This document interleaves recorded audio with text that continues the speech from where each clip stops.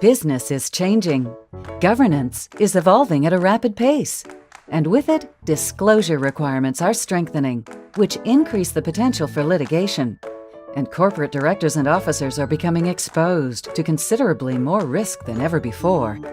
Fundamentally, directors and officers are the stewards of a corporation. In law, they must act honestly and in good faith.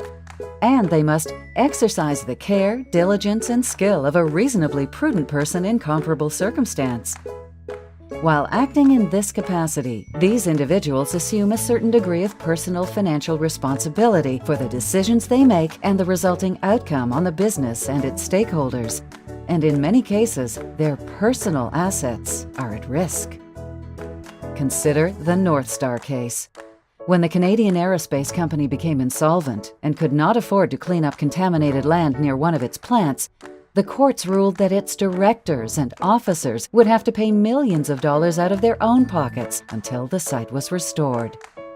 Today, we continue to see companies, large and small, reeling from the repercussions of events like this.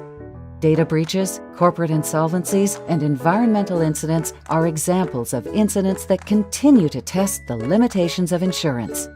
And only recently, examples like these and others have revealed that traditional D&O isn't always enough. Historically, a D&O policy insures both the entity, the company, and the directors and officers who serve it. The problem here is that this limit of liability is shared between these two parties. Statistically, claims brought against the entity are more common, more complex, and more costly to defend than those brought against individual directors and officers. In fact, certain claims can exhaust an entire policy limit, leaving directors and officers' personal wealth exposed to loss. What directors and officers must ask themselves is this: what is protecting me and my wealth from similar circumstances? Introducing Ironclad, RSA's premier Side A DIC insurance policy. The Side A Differences in Conditions, or DIC, policy structure is one of the most valuable insurance products that any company can buy. Its coverage was designed specifically to protect directors and officers from non-indemnifiable loss, or what is considered a Side A related matter.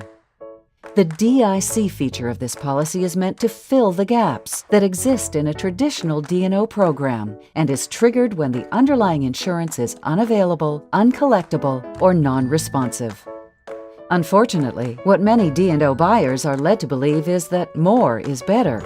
In fact, the opposite is often true.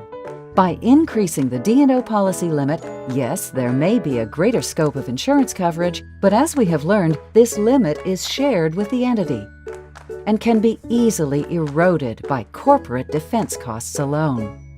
Commercial clients must have the right coverage in place to ensure its executives are adequately protected from unforeseen legal and financial risk.